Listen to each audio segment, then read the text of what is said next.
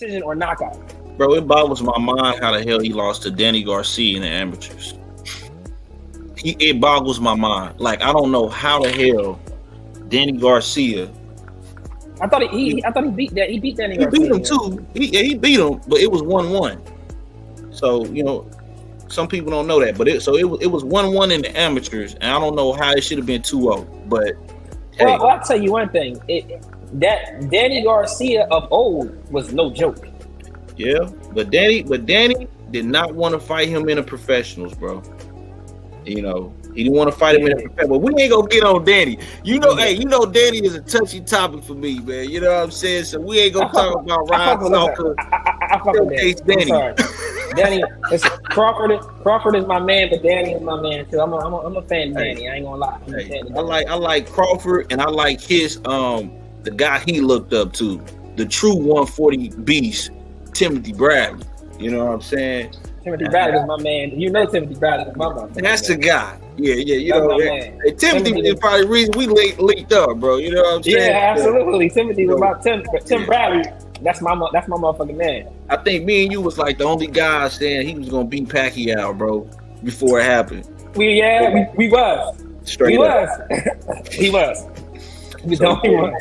But you know, people got to understand something about this. Let's get back to this fight real quick. Okay. The problem with people looking at this fight, man, they messed around and did something that you're not supposed to do like that in boxing, man, when you really trying to be logical. You cannot have an emotional attachment. See, I'm a fan of boxing. Hold on for a second. You talking about in today's social media era, you cannot have an emotional attachment? If that is impossible today. It is, but listen, if you're gonna be right and exact, and you're not gonna get caught up in your feelings when it comes to the outcomes of these fights, don't have an emotional attachment. Enjoy it. Be a fan of it like you would football or basketball, whatever the hell other sport the party is into. Just be a fan of the sport in and of itself, because you're appreciated more when you're just a fan of the sport instead of being an over-exaggerated fan of a boxer, of a man that's not even going to be around the sport as long as you wish they would. You know what I'm saying? Or be what you wish they could be. This is something that you can't control. We don't necessarily control this, you know what I'm saying, as individuals. So when you look at it for what it is, see, I give you an example. I initially had Spence winning this fight before the car accident. I always say that. I always tell people that. But I changed my pick when the car accident happened. And I really was convinced with the changing of my pick after the second car accident. Why? Because I didn't have an emotional attachment to this man. This is just a boxer. But you know what? Just a boxer, just like any other person. Bro, I don't give a damn who you are. If your motherfucking ass gets thrown from a Ferrari, a drop top, all the way down a block, and you scraped up, teeth knocked out, body messed up, it's going to be some changes in your life, bro. And it's going to be some things that's going to be affected because of that. You know? And that can affect certain things that I'm rooting for you in, like boxing. So not to mention something that just to add something that they leave out that could traumatize you mentally. Yeah, that could do something to your brain. Yeah, yes, like not even like mentally, like that could traumatize you. Facts, because even Spence said out his own mouth, he gets nervous driving on the sides of the medium. He can't drive on a medium now. He only can drive in the middle, and he's really looking into getting him a driver. He can't drive. And when certain things are happening, he gets nervous. So it did affect his mental. You know what I mean? It greatly affected his mental. But I don't want to I would just tell people, man, look, bro, when you betting money, you can't have an emotional attachment, and it's not like it's not worth the energy to go so hard for somebody that you're unsure of ultimately. You know what I'm saying? Like, why I'm gonna beef with you because I like this guy and you like that guy because they're fighting, or because they ain't fought yet and they in the same weight class. I gotta hate you and you're a guy and I gotta build. It shouldn't be like that. Hey man, it should be. Hey, I like this boxer because he possesses this. This is how I enjoy his fights because of A, B, and C. I like that fighter, or I don't like that fighter because I don't enjoy his fights. Because of A, B, and C. Blah blah blah blah blah. If I feel he's in the way of my fighter, okay, I feel he's in the way of the guy that I think is better, and I just want to see him fight and I think he beats him because it's that and the third. But they ain't never got to go to, oh man, F you, y'all some flow-mo fags and sucking on such and such and all that. Like, bro, yeah.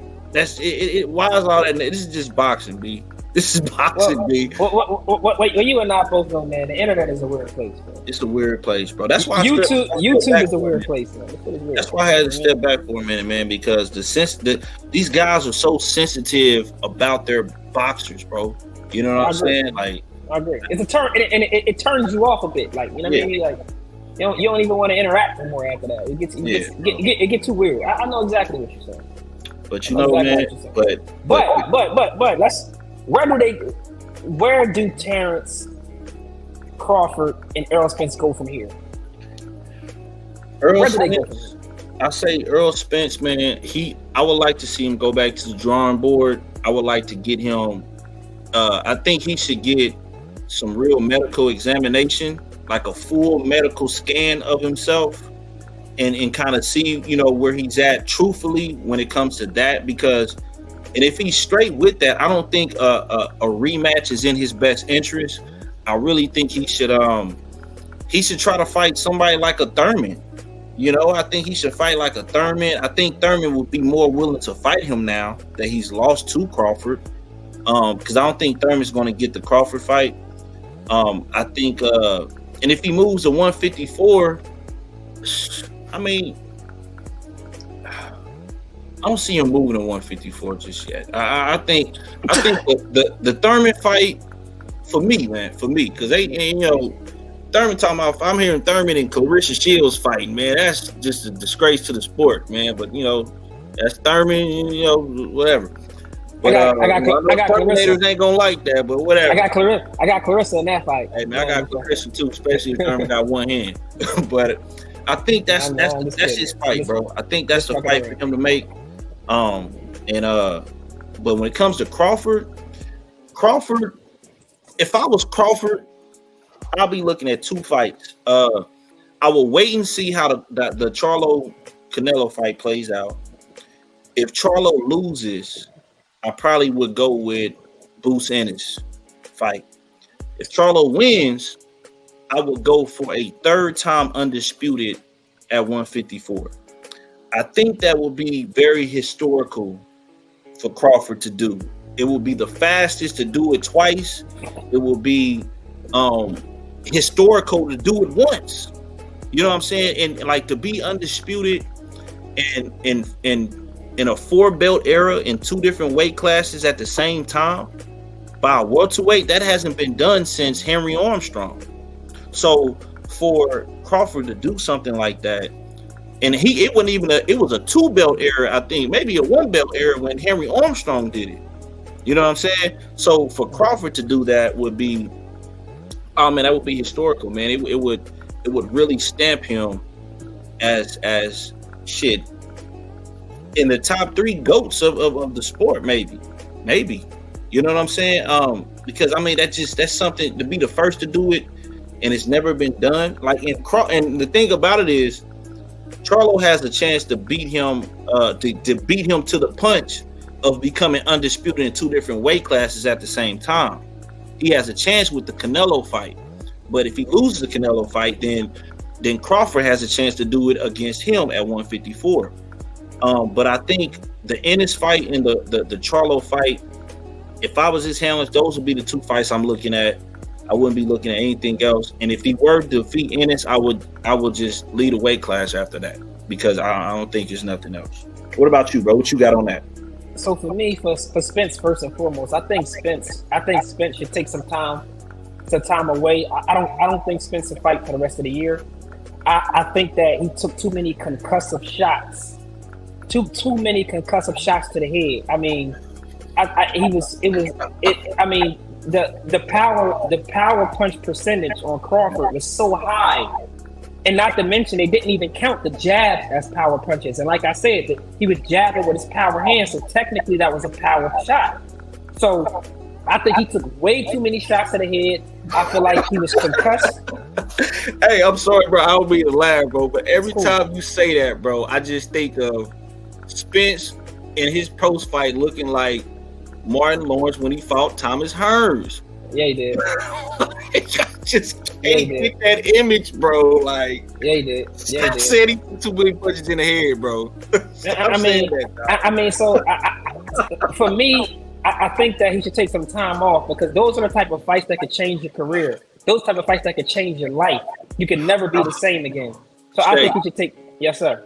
I mean, cut you off again, brother. It's cool.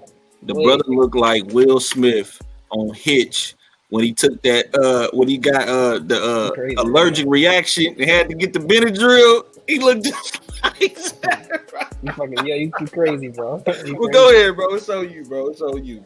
So I think that he should take. I think that it's all a good fun. Hey, Spence, man, I love you. Hey, anybody that loves Spence, do not come. Listen, I love. Hey, that's my guy. I've been riding with Spence for a long time, but hey, look, maybe he'll look at this and laugh. I don't know. I think he should take. I think Spence should take time off. I think he should reassess what he want to do. I think he should definitely come back at 154. I think he should work his way in the division slowly. Do not come in, jump top 5, come in slowly. After taking a break for the rest of the year, I think he should maybe fight around January, February of next year. Take the rest of the year off, recoup. You could come back stronger. You just fought your superior. That's all. Sometimes that happens in life. Sometimes we meet the person that's better than us. That's life. Somebody gonna be better than you. And so that's what I think Spence should do. Take time off, come back at 154 next year, and work your way slowly into the division. Terrence Crawford, I got an interesting plan here for Terrence. Hear me out, Terrence. I'm your man. Hear me out. While Charlo is fighting Canelo, I think that Terrence should make a quick turnaround, and I think that you should fight Tim Tszyu at 154. Ooh. You beat Tim Tszyu. You're the mandatory already to fight Jamal anyway. And Tim Tszyu versus Terrence Crawford is a fucking magnificent fight. It's a great fight. They can fight in Australia. They can fight in Omaha. The fight is a beautiful match. I'm a matchmaker, man. I'm telling you, I'm a matchmaker. Tim Tszyu versus Terrence Crawford is the fight that should be made. Terrence Crawford, make a quick turnaround. You barely broke a sweat. Make a quick turnaround. Fight Tim Tszyu, let's say in December. Fight Tim Tszyu, and then guess what? The dust will be settled after Charlo and Canelo. And guess what? Next year we can have the 154-pound undisputed match against you and Jamel Charlo. What you think about that, G? I think that's a good fight. I think it's a great fight for positioning for that undisputed at 154. I think that's a great fight. Isn't it? Because then he beat him. He becomes the mandatory anyway. Yeah, I think it's a great fight, man. But I just when Crawford lead a division, I would just rather have him just lead the division like how he normally does. When he leaves, he leaves. I really want to see him leave 147 and go there and do it. If he can, it would be beautiful if he can jump straight into the fight. But that turnaround, I think it would be a good turnaround for the position of that fight. But I also think that it would create more star power and to solidify his name to defend his shit at 147 fighting Ennis. For some reason, the Ennis fight is an intriguing fight to me. That's like a sexy matchup. When you look at the skill set and the IQ of both guys, judging them off their very last performance, like, man, that would but for me, this. I don't think Crawford is staying at one. I don't think he's staying at 47. I don't think he has a point to. he knocked out 8 straight welterweights, including the undisputed match. He has nothing to prove at 147 anymore. He proved it. He's proved it at 147. It will only make sense to go right to 154 after this. It would only make sense. Do you think his pressure on the sanctioning bodies for Charlo though? That's a big question. Like, are they trying to? That's a good. IBF been on his ass. And this is the thing, right? Crawford likes to stay busy. That's why he fought David Avanesian. Remember, he said, "I need to fight. I need to stay busy." So Crawford only fought once this year. So therefore, he needs another fight. Yeah, for sure. What would be a better turnaround than Tim Tszyu? Tim Tszyu would be the underdog. Tim Tszyu is going to come to fight. We know that, and it will be a great matchup. Is a fight that's worth watching. It's going to be all action, and it's also a fight that puts him in a position to fight right after that for the undisputed title at 154 without argument, without step aside, without any of that. And I think he can take that fight. It's just I feel like he the man right now. He can really call some shots. You know what I'm saying? Like he can, and like I even they saying the fight is announced, but I still don't see that the Charlo Canelo fight on BoxRec, man. I didn't see it either. When you told me that, I checked. I'm like, let me check that. When you said that last episode, and you're right, it wasn't there. It's still not there, bro. I'll probably holler at Al and see what's going on with that. Like, why isn't like none of them fights been announced? And if it is a way to kind of slide in there, like, but it's like if I know Charlo don't want to lose that opportunity, bro, because that could be his moment where he can make history. So I just don't see him sliding away from that, because if he fights Terrence Crawford, I mean, all he's doing is doing a defense. That's all it is. Right. So at this moment for Charlo, Canelo is the bigger fight. It will be a bigger fight than Charlo at this moment, because Canelo fighting Canelo on that I think it's Mexican Independence Day, whatever, I forgot what it is, but in September, fight him on that card on that week against Canelo. That's probably one of the biggest paydays this is going to be the biggest payday that Jermell Charlo can ever get. No, for sure. I just don't think it's a bigger fight in terms of where public perception is. Can he win it? I think a lot of public perception is he can't beat Canelo. So they just think Canelo is just looked at like a bullying matchup, to where Canelo's just pulling up a guy from 154. But with Crawford, I think it's a bigger fight for his legacy, though. I think it's a bigger fight for sure. When I say it's a bigger fight, I'm like it's bigger financially in his legacy. Like if I had to choose, of course, I want to see Charlo fight Crawford. If I had to pick, personally, if I had to pick, I would like to see Charlo against Crawford over Charlo and Canelo. I personally would like to see that, but I think that Canelo makes sense for Charlo's career right now. In this moment. It does because like you said, the money, the legacy wise. I just on a personal level, just looking at boxing the way it should be. Yeah, I want to see Canelo. He got hella work to do at 168, but for Charlo's legacy, hey man. You want to take the opportunity to do that, to be great, dare to be great. Hey, dare to be great. I just hope. This is my issue with the Canelo fight. It's not the fight in and of itself. It's not that it's not a legacy fight. It's not that it's going to make Charlo a lot of money. It's that if he loses it, the Crawford Charlo fight isn't as scintillating as it is, mouth-watering as it is right now. Right now, they both undisputed, and both of them is riding winning streaks. You know what I'm saying? After becoming undisputed, they haven't lost. And so if Charlo go in there and get stopped by Canelo, do I think I want to see the Crawford fight still? I don't know. Will I be as excited, or I don't know if he go in there and get he get UD by Canelo? Am I going to be jumping, up by the hip from trying to, see the? I don't know, bro. I don't know. I don't know, bro. I just don't want to see him lose it, bro. If he gonna take it, all right, cool, take it. That's all I'm gonna say with Jermell Charlo. I'm rooting for you. If you gonna take that fight, I just want to make sure you gonna win the motherfucker. That's all I'm gonna say. If you're gonna take that fight, make sure you going in there to win it. Because if you lose it, you know, for us hardcore fans, it tarnishes the Crawford fight if they gonna fight. But if he wins the Canelo fight and they fight, how big is that fight, Shay? How big would you say that fight is? It's a big fight. You know, it's definitely a big fight. My phone is grabbing. And it's all good. And it's a big fight, though. Crawford, man, look at Crawford after the fight, man. It's a picture of Crawford sitting in a plane, I think, or something, on his way home. He don't even look like he been in a fight. This boy Spence looked like he been in a war with some lions.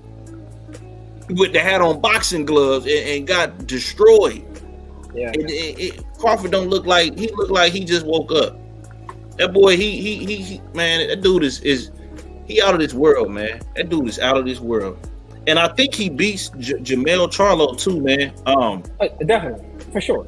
Yeah, I think he beats him, and I think Jamel, he might have his card. So it's like, hey, but if Jamel goes up there and beats Canelo, at least he can say he did something that no fighter ever did in the 4-belt era. He was the first to do something. Actually, he's the first 154 in a 4-belt era, 154 pounder. And he if he beats Canelo, he beat the face of boxing to become undisputed in 2 different weight classes simultaneously in a 4-belt era. That's a beautiful feat.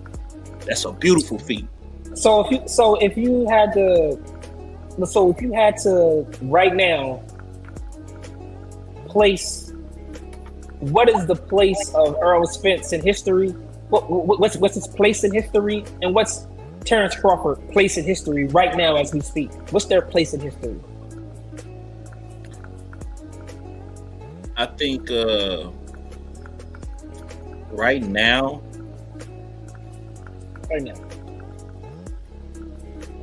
I mean, as far as what? It's like where I'm ranking them as far as like welterweights or what? If they stop boxing right now today, if Terrence Crawford and Errol Spence, if they stop boxing today, where do they fall in boxing? Where do they? Is Errol Spence Hall of Fame? Because of the fighters that he fought, and I think some of those fighters will be Hall of Fame fighters, like Mikey Garcia. I think he's definitely going to be in the Hall of Fame. I think Danny Garcia is going to be in the Hall of Fame one day. I think Porter's going to be in the Hall of Fame.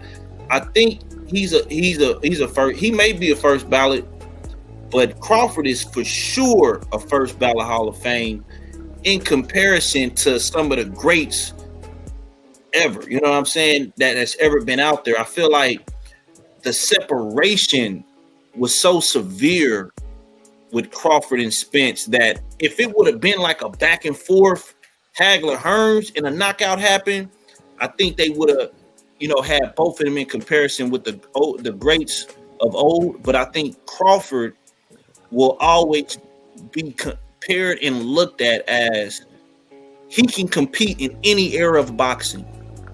You take him, you time travel him to the 1910s, the 20s, the 30s, the 40s, the 50s, the 60s, the 70s. He can compete with all of them. He can survive with the 4 tools. It's my dream matchup. This is a fantasy matchup of mine, and these are 2 of my favorite all-time fighters. My fantasy matchup is Mike McCullum versus Terrence Crawford. Ooh, that'll be a hot one. You know what? Hey. That's a good one. You know which one I would like to see? Aaron Pryor, 140 versus Terrence Crawford, 140. That's a great. Oh, that's nasty. That's nasty. I would love to see a fight like that. And Crawford reminds me of Alexis Arguello. Very good boxer, pinpoint, boom, boom, boom. Like how he would fight, as far as how he probably would fight a Pryor. You know what I mean? Picking his shots, being very accurate.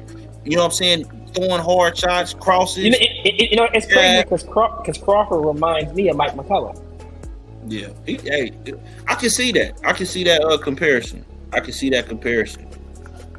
think Mike McCullum, man, he was a fucking hell of a fighter, especially when the Donald Curry, man, with Lloyd Hunnigan, he was Michael Nunn, he was a hell of a fucking fighter. Yes, he Man, was. which brings me, since we talking about these fantasy matchups, man, I want to talk about one pertaining to our topic, actually, that I've been hearing a lot of people discuss. And I definitely know it ain't boxing talk, man. If fair shaking, King G ain't discussing it, man. For real, for real.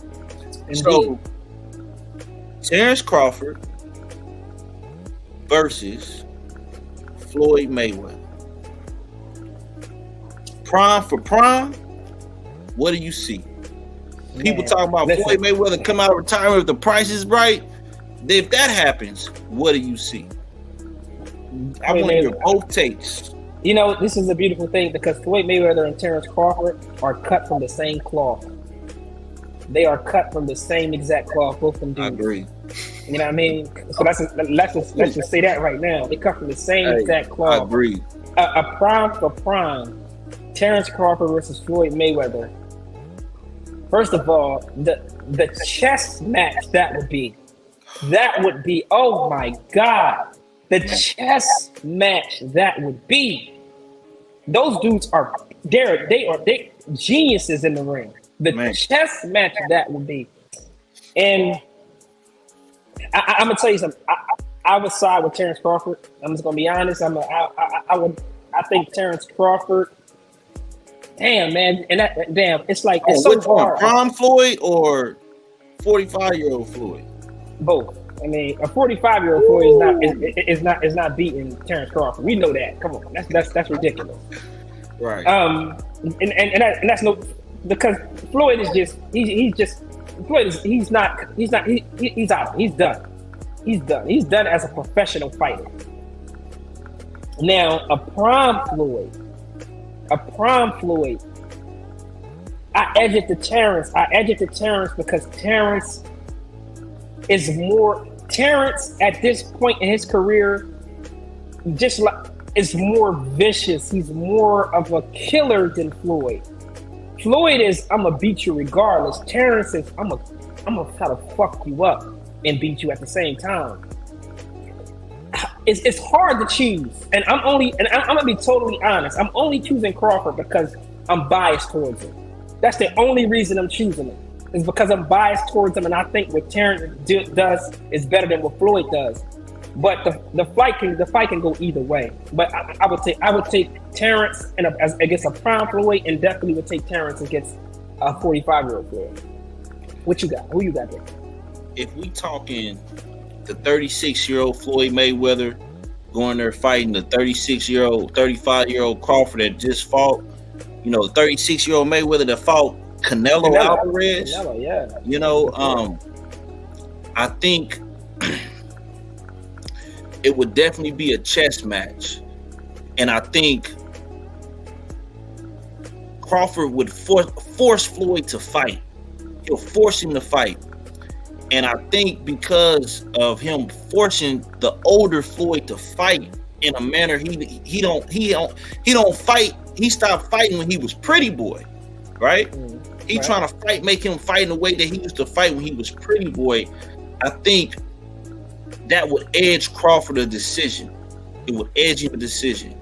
I can see that. I think, now here's another thing. I think if he's fighting Pretty Boy Floyd, the Floyd that fought, that moved up and fought Oscar, the Floyd that stopped Ricky Hatton, the Floyd that, just moved up from 140, beating the shit out of Gotti, like that Pretty Boy Floyd, I could see that. I'm gonna tell you exactly how I see that fight looking.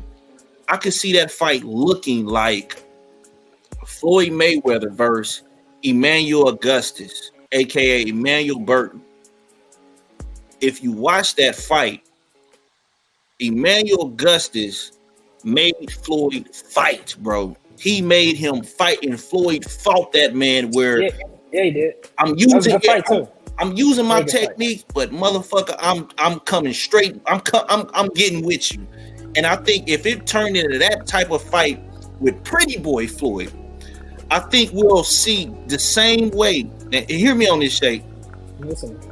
I don't think a fighter ever really made Floyd bring out all his tools like Spence did for Crawford.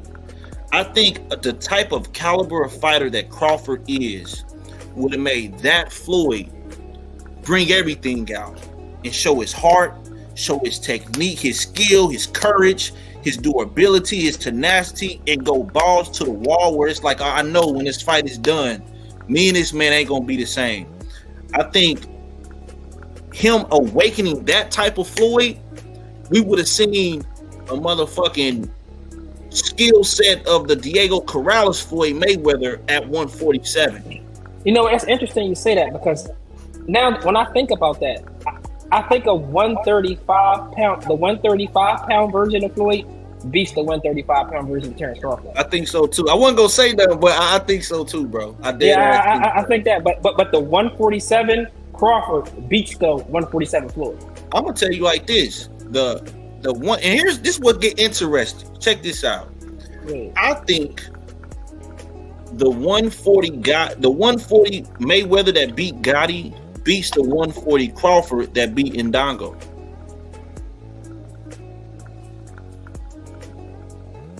That's a toss up for me. That's a toss up for me where I would side with the fighter that I favor more.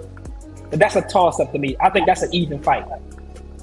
I just think it seemed like Floyd's size he was sharp at 140, bro. I don't know why he didn't campaign there longer, but he looked like mad. He looked damn near untouchable at 140, bro. He looked untouchable. Did he fight Henry Brucelis at 140 as well? Or was that 135? I believe that was 140, I believe. And if that was in the Henry Brucelis fight, if you remember, wasn't that around the time he fought Sean B. Mitchell? That was around that time, right? No, he fought Sean Bay when he moved to 147. So when he moved up to 147, Sean Bay was his first fight. It was at a Michael Jordan promotion. I remember that shit. And Floyd came out with his little Crocs, these little Croc brown shit, little Jordan bandana. Remember everybody used to wear the bandanas? Yeah. Hey man, you don't remember the Jordan bandanas, the little wristband and shit, boy? We thought we was the issue school with that, boy. That was the shit. But yeah, even when the Brucelis fight, man, Floyd was talking to Jim Lampley on the side about sport. So Henry Brucelis was at 140 because he fought Gotti after that. Then he fought Sean B. Mitchell. Okay. Yeah, that makes sense. Yeah. So I knew he fought Sean Bay. And that was all in 2000. He fought all of them in 2005. He fought Brucelis, Sean B. Mitchell, then Gotti. And no, Brucelis, Gotti, then Sean B. Mitchell. All in 2005. And if you remember the Sean B. Mitchell fight, man, he felt Sean B. Mitchell's power and walked Sean B. down. And Sean Bay's a good boxer. He was a bigger, you know what I'm saying? He looked like he was stronger, but it seemed like Floyd was a stronger man.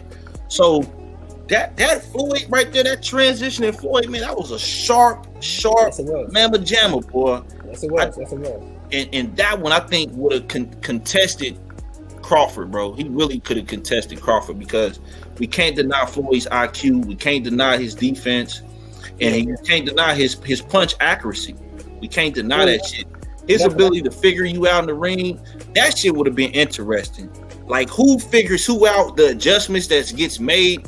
I think with that type of fight, you gonna get spots where you gonna see the Emmanuel Augustus versus Floyd Mayweather when them guys is fighting each other back and forth, and then you gonna see spots where they posturing up. You know what I'm saying? Like a chess match, like how Roy Jones and Bernard Hopkins was the first fight.